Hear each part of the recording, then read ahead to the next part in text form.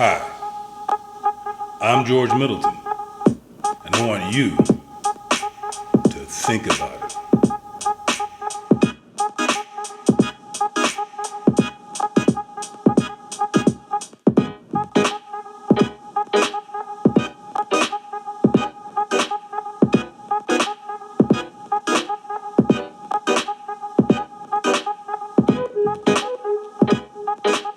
I fervently believe that if the white person is your problem, only the white person can be your solution. And so this is made for you, my white brothers and sisters, to increase your level of understanding so that you can increase your level of compassion and lead ultimately to change. Hello, Mr. Emmanuel Acho. My name is George Middleton. I'm a therapist, a musician, and also an author promoting a series of works addressing the connection between our mental health and race ideology. And your series of uncomfortable conversations resonated with me because it's a very therapeutic process, and the approach that you're taking is one that is conducive to positive and healing conversation. However, I do have some concerns, and so what I wanted to do is respectfully try to start a conversation with you via social media, because obviously we don't operate in the same social circles. And it's my hope that somehow through a series of 6 degrees of separation that someone will see this and somehow get this to you, to get a good response and to begin this discussion. So I'm going to show you or ask you a series of questions in order to begin this conversation. And please take these questions in the spirit of understanding.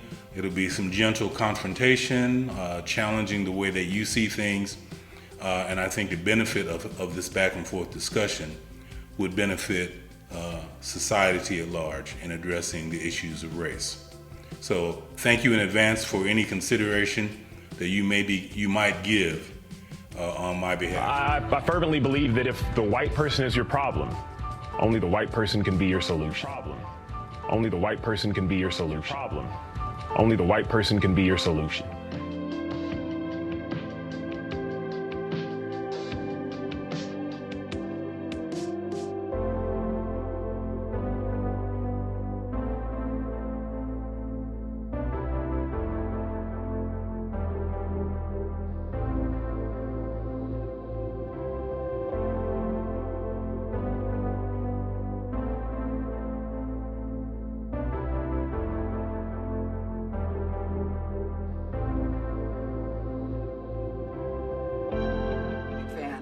If the white person is your problem, then the white person is your solution. How so? Yeah, I fervently believe that right now, black people, African Americans, we have been pleading out for years, for hundreds of years, for help. But ultimately, the white person, our white brothers and sisters, they are the ones who are in power. White brothers and sisters, they are the ones who are in power. They are the ones who are in power. They are the ones who truly run this country, if we're being honest. And so,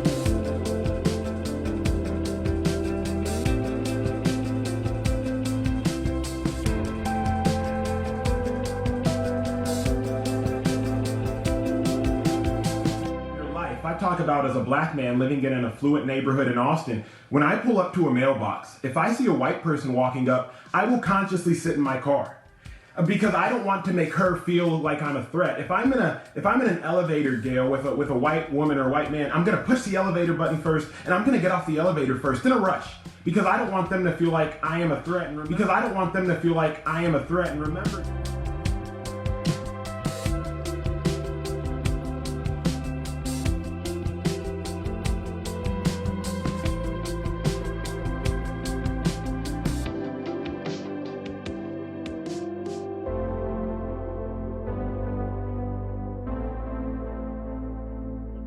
One of the things that came up was the question that I think a lot of white people have, which is, what are you supposed to call black people now? So here's how you addressed it.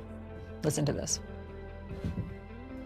Because so many have asked, do I say black people or African American? And the simple and shortest answer is black, because it's not only most accurate, it's also least offensive.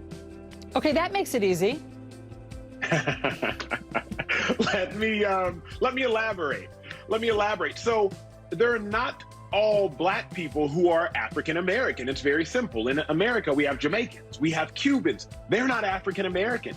Furthermore, there are several black people that don't identify with their African heritage because it got stripped from them during the course of slavery. Black people simply is a color, most nearly identifying our skin, very similar to the term white.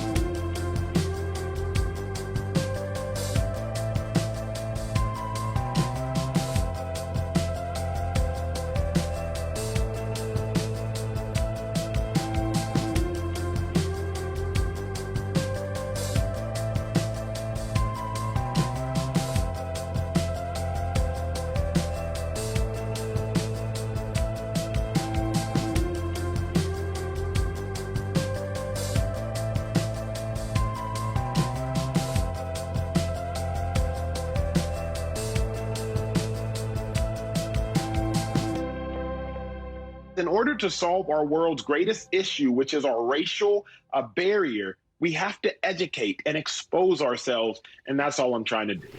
And that is the most important part of your platform. I hope that you can appreciate the nature of the questions presented to you in this discussion. For you and anyone else who's listening along the way, please replay this video and consider the premise and driving theme in these questions. Ultimately, it comes down to this: can you be American and a color too?